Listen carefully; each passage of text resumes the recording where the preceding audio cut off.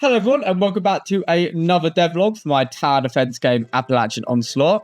Over the past 2 weeks there have been a bunch of improvements to the game, such as all of the bug fixes that came from the playtest, as well as an overhaul of the branding for the new logos, since the last one was a little bit flat and I can't illustrate for shit, so I've gone through a 3D one instead. And then I've also added some very exciting new things, such as a new enemy, which I'll go into later, which is a very well-known cryptid, and a new unit, which is going to be called the Runner, which I will go into what it is now, but you won't be surprised to know what it does. It runs. And then a new ability for the Chief, as I did advertise it as 3 abilities, active abilities at least, and so far there was only 2. And obviously with Steam Next Fest coming up very soon, I want to make sure everything that I've advertised is actually in the game, which is obviously the bare minimum, but, you know, they're still going to include. And finally, I also created a brand new event system with events like Blood Moon to, I don't know, a bit of a technical term for it, but to spice up the levels and to avoid repetitive gameplay. Because currently, if you have the same wave for 4 waves straight until the difficulty changes and new enemies get introduced, it gets a little bit boring. So those are new increases. There's also some environmental stuff that I've changed. Very minor, but I'll still go into that later. So let's get straight into it and talk about the bug fixes to start with. Now, unlike the other videos, I'm going to go back to doing just showing it and live talking about it while showing it in the actual project, so people could get an idea of what I'm talking about. So I'll just quickly show off the environmental change, just because it's there. So previously, the game is advertised as, okay, you're a tribe defending the mountain pass, which over here, I know, wow, it doesn't look the same as it does on the ground. But I also had a new sphere thing as well. So this is basically a big valley over here that you're defending.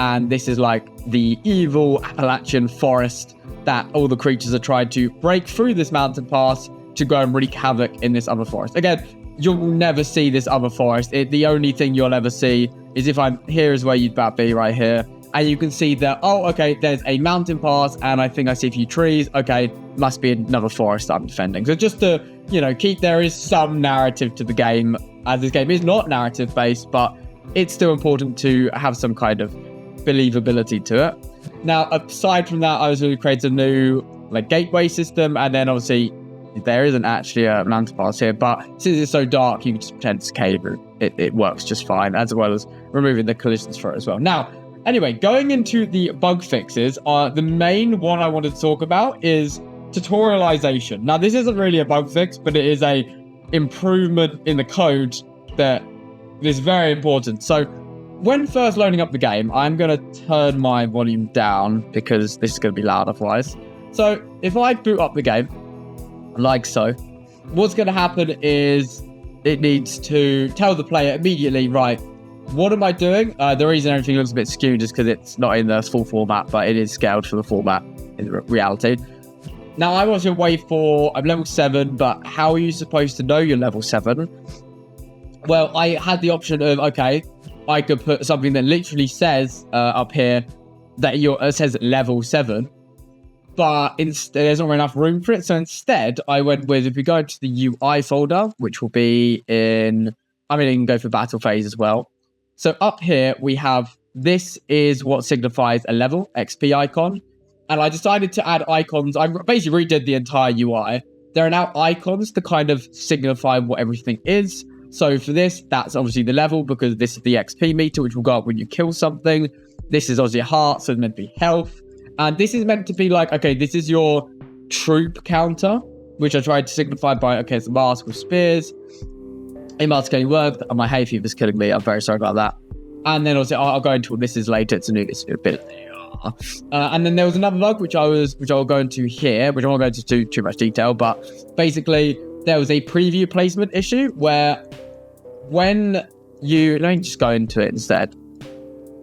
Oh, training 4. So when I went into building mode, there was this issue where if I do this, I could click on this, and what it would do is what you just saw there would stay there, but I would be able to place something there, and because it would mess up, you would be able to place something like here, because I'm not really sure why, but because of that UI being there, it meant I could place stuff like up here, when you can only place stuff on the floor, which is now fixed. As you can see on the left, there is okay, you can place, you can't place, you can place, you can't place, as well as a little a rotation thing. But I went into that last time, as well as the demolish mode, which is, oh, that's an interesting thing. If I build mode open while I still got a thing out, I can't place anything. I can destroy something.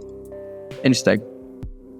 Well, I mean, that's not really that big of a bug, but what was happening is this would stay there and you could place something, it would break it. So what I've done now is when you click on something, it removes it. And if I want to not place it, I could just do that and place it down. Or that's... See, you just discover things while talking about them. Like, currently an issue I'm seeing is, okay, what if I suddenly don't want to place this? There's no back option. There is no back option. So, I mean, there's obviously the delete and you can demolish buildings, but you don't really want to do that, especially because you don't get anything back from it. So that was another issue. I've got a massive list here that I'm just looking at. So, stop metaframe. Oh, yes. There was a bit of a thing where... Let me think out how to say this. When the player was going up to something to interact with, for example, let's say I want to go and upgrade also new loading screen, if I showed that off last time. Say I want to go over to this, and I do this. I previously could move around. Let me just do this so it's less shitty. When I was in this mode, I would be able to do this, but now I've set it so when you're in a mode, you cannot move, because the way this works is it sets it. You get targeted with the nearest thing. So if I connected to this and then moved, it would switch to this because it's the nearest thing. So just to stop that happening, I've changed it, and it's a very important change. I don't know why I didn't do it earlier. And also these are some of the unlocks, which I think I talked about last time, so I need to go in that. So, but those are the main different things in terms of the updates of the tutorials and the main thing. But another thing actually is that there is now, you know what, let me just reset the game if you give it one. Okay, so I've reset the save now because you can't really see the tutorial if I'm halfway through the game. So with the save deleted, this is now what pops up when you start the game. It goes into your 3 core things to do. So build, unlock, fight. I begin the onslaught. It goes into, okay, what does each rune do? Now, obviously, this is a lot of text to read, so I've limited it to just these 2 panels for now. So I resume, and we start the game.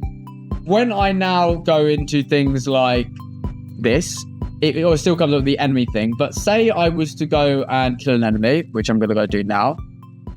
I'm going to run over to them. What is going to happen is when I kill that enemy, when I level up in the top right, it's going to boom.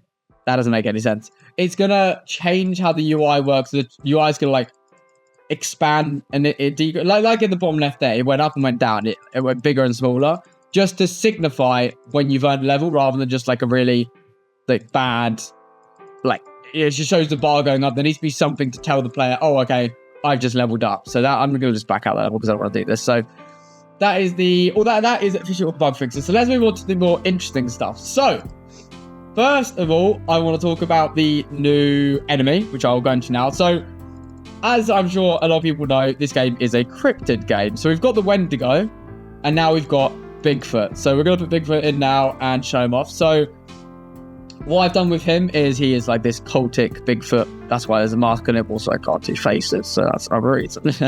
But if I put him into level, let's just see what he does. On the last video, I talked about the Stone Sentinel, which is a catapult, which I would use on side throws boulders. So I thought, what if I had that on the enemy's side? Now, there was a clear lack of heavy enemies, so I thought, you know what? Let's add someone who can throw boulders and do that. Because that's ridiculous. So he won't be this powerful in the final game, but he launches boulders at the enemy walls. He's a siege unit, so as you can see, he's not going for me, but he will go through and rampage through defenses. So he is one of the highest priority enemies that you must kill immediately, or he will rip apart your entire base, and then all of the other units will get in very quickly and finish off the rest. Because if he gets to that chief hut, the game's over basically. So as you can see, yeah, and there goes another one. I quite like the design. It's meant to obviously, it's Bigfoot, so it's just large ape-like creature with a occultic mask, and I think we're about to, yeah, there you go. Good God. Okay, he needs some balancing. This is a new time screen, by the way, which I thought was quite cool. So that's Bigfoot. not really much to say about him apart from I discovered how to use projectile things in this, which is shown up here. So you could suggest projectile velocity using toss speed, stuff like that. And so instead of just shooting something in a straight line, which is what the archers does, what this guy does is he will throw the boulder and it calculates this point to this point, makes an arc, and then and it follows the arc and lands and then destroys stuff. So another increase, just for the event system, which will come later, I've bought a skybox pack. So this is the only asset I bought in the game aside from the foliage, which is just the grass, as I really did not understand how to do the sky, and I think that when stuff like this exists, it makes more sense to use that than create it myself, because previously it was just like a volumetric thing. Now it's a sphere with a sky on it, which obviously breaks you to do that, but it's fine. So that is the new Bigfoot. Let's go into the next new addition, which is the runner. So how do I best show this? Let me just place one down. Let me place one down, and that should show it a lot not nicer. So I was having an issue thinking right, people probably need something a little bit more interesting at the start of the game to get them hooked. So I've added in what this is basically is a assassin/runner class. It is a runner even. Compared to all the other units, this thing is pretty much double their speed. And obviously because of how fast some of the deers are, the enemies are, having this kind of unit is really helpful to slow down the enemy when they first get there. So let's say here, let me just go over to him now. And what he does, he's a running glass cannon. So he's very small as well. What he'll do is he will run up to the first enemy, and for his first attack, he will do a big slash attack, which is double damage. After that, he just does a simple knife thing. So let's get him running. So as you can see, he absolutely outpaces me, and he's going straight for the front line. What they'll do is they will slow down the enemies to allow your other troops to get to the front line before the enemies get too close to your base, to avoid things like to avoid your base having to get into the fight. Saying that though, if you want the enemies to get near to your base, you can use your towers. Then obviously that means don't get runners in and get spear warriors instead. But that's I'm trying to make as much of the strategic part of the game there as possible. Add as much strategy as I can. And obviously that runner died very quickly with no more coming, so we're probably gonna get thrashed in this game. But that is the new runner, and as you saw, there is obviously therefore a new building, which is going to be the runner spawner, which is just another round 10 with knives. I designed this based on, okay, it's still going to be a 10 because it's an early on class. We don't want to go too overboard with the design, but he has his little knives hanging down, which, hang on a second, that isn't right. Why is there, okay, we're going to do this really quickly. If I go into the runner spawner, oh, it's still using the... Okay, I'll be back in a second to fix this. Okay, we don't need to be back in a second. I just reset it to default value. There we go. If I go back to the game, yeah, that's a lot better. That was still connected to the old spear warrior spawner because of how I do the duplication and stuff like that. So yeah, this is the new runner spawner, which spawns in the runners. Pretty simple. Based on the other one, it's a TP, which blends into the whole Native American tribal aspect of this game, which is the core theme of the game. So that's a new troop. Now we're going to move on to the new ability, which I am going to have to give myself. So I'll show off how I use dev tools, by the way, because I think it's quite an interesting thing. So in the Chief Blueprint, we're going to go and avoid looking at all of that.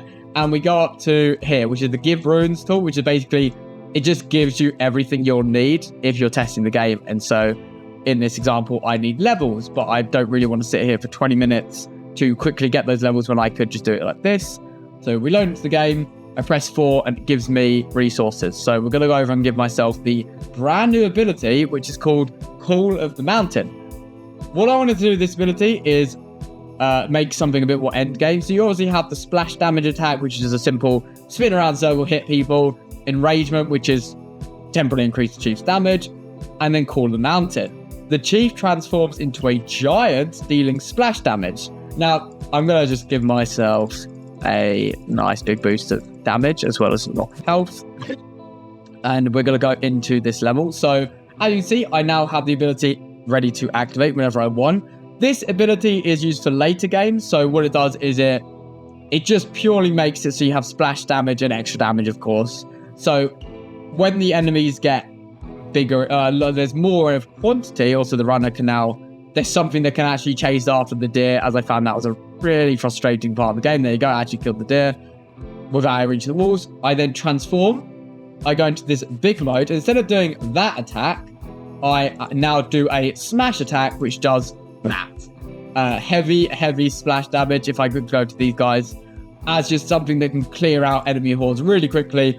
It still won't insta-kill Wendigos and medium and heavy units, but for the light units that there'll be just so many of in the later game, there's now something that, this is one of those tutorial screens. So when you defeat your first wave, it needs to tell you, right, this is the next few things you need to worry about. So there is obviously skill points, which indicates then what that is. It shows you where to spend them, the resource multiplication system, and the difficulty system. So we skip that. Here's the new end of raise reward. So it shows you what rewards you earned at the end of the wave. And we go spend those, blah, blah. And that is that. So that's the new ability. Now, what I really wanted to get into is the new event system. So the event system is a very important part of the game, which I should have added on a bit earlier, but it's fine. It's in the game now. What I was having an issue with is if we go to my game mode, when we were going through and doing this class, so many, when we were playing a wave, you have to do 4 of basically the identical waves to win the game. And I felt that, what is going on here? That's not even supposed to be like that.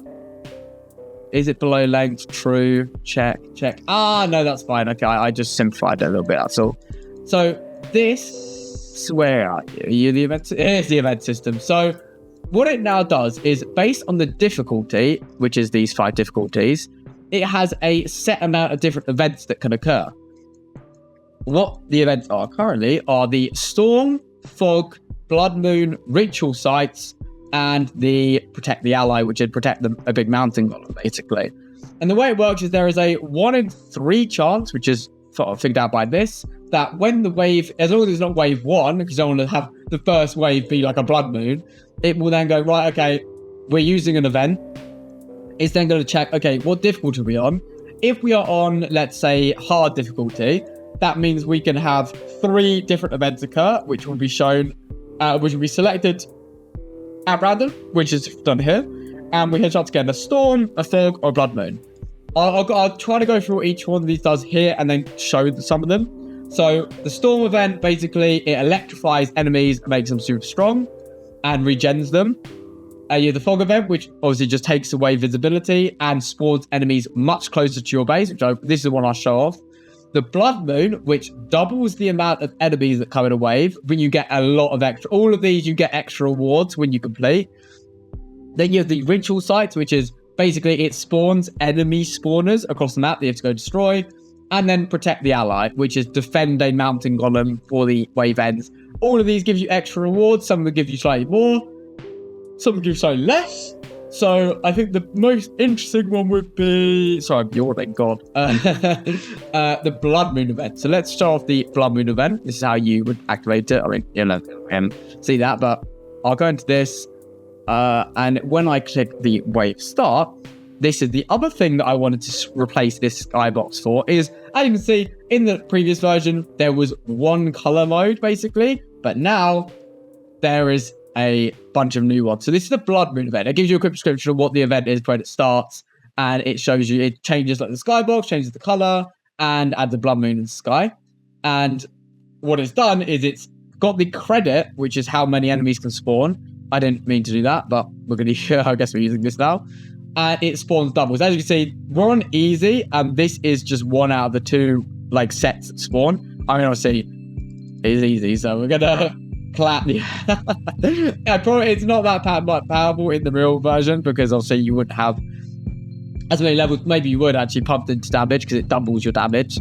But wait, Jesus Christ, I shouldn't have pumped damage on. You're not meant to be this powerful at the start of the game, but this is how powerful you could get if you get to later game waves. And if we show off if the runner could actually do its fucking job, I want to show off what happens when you win the game. So previously you saw we got, which was, what did we get? So we got 5 in store. Because we've won a Blood Moon, that tripled it. So we now get 15 and 12. So you actually want a Blood Moon, but they are really difficult if you are playing the game normally. Obviously, I've proven a little bit, so it's not going to work like that. But that's a Blood Moon event. I don't want to show all the events because it kind of ruins them, but we'll also show off... Which one should we show off? Let's do the Protect the Ally event. This one's quite cool as well. So I kind of took this inspiration from any game, which is like an escort kind of. I said that doesn't sound right. When you're escorting something to an objective, in this case, you're not really escorting the thing, you're just protecting it. So here's a Protect the Golem. A massive mountain golem spawns in. This is a different model to the normal golem. It is much bigger, much more powerful. And what it does is, obviously, it isn't just standing there hoping to defend it. It throws boulders, which miss. I take that back immediately, sir. Can I get to your height? And if he dies, you don't lose the game, but you do lose the extra reward. So we're going to... I'll say he's ridiculously powerful. Where was that going? No, sure. You all right, mate? I don't really know what's going on there, but sure. And he throws boulders, so he does help out with the... God, he looks fucking awful. He does help out with the wave, so you're not just defending basically a big baby that's useless. So that is the Mountain Golem event. Protect and get extra rewards. I won't really need to go into that too much, but yeah, that's the new event there. And as with the other 3 events, you will have to play the demo if you want to see them. So, plug. Except you won't see the ritual sites because the demo only lasts until the hard difficulty. Just because, obviously, why would you release your entire game for demo? Is basically what I'm saying it. But you would get to see the Storm, Fog, and Blood Moon event. So, apart from that, that is basically everything. And I actually think until the next devlog will probably be Steamfest. Yeah, because I do one every 2 weeks, and then one other video in between those. It is May the 31st, and the Steam Next Fest is 15th of June. So the next video you see will be the day before Next Fest, or I will delay it a little bit and put it out on the day of Next Fest, and maybe do some live streams and stuff. So yeah, if you're interested in checking out the game, it is on Steam. Go and give it a wish list if you are interested in this. And I would love to hear suggestions, by the way, because, like, as I said with the Bigfoot, this is obviously a very well-known cryptid, as is the Wendigo, but and I do know quite a few cryptids, but if you have any suggestions at all for cryptids, whether they are real or made up, and well, all cryptids are by definition made up, but if you have any that are interesting, please do let me know, and I will get them in the game probably, because as of now, until release, I'm obviously working on polishing the game, as well as adding a bunch of new troops and enemies to add extra content to the game throughout. So it's a little bit more interesting, as well as maybe a new tower as well, because there's 4 in the game, which is pretty decent, but we could go for like 5 or 6 or 7 as with troops, because the early game troops needed a buff. So the runner is actually the second troop you unlock, as the archer will come a bit later now. So just to make the early game, there's more content early game, and then you slowly stretch the content out throughout the rest of the game. So apart from that, thank you very much for watching. Sorry for my nasally voice. Hay fever is... I've got a really bloodshot... You know what? No point. Hope you all have a very nice day. I will see you all later.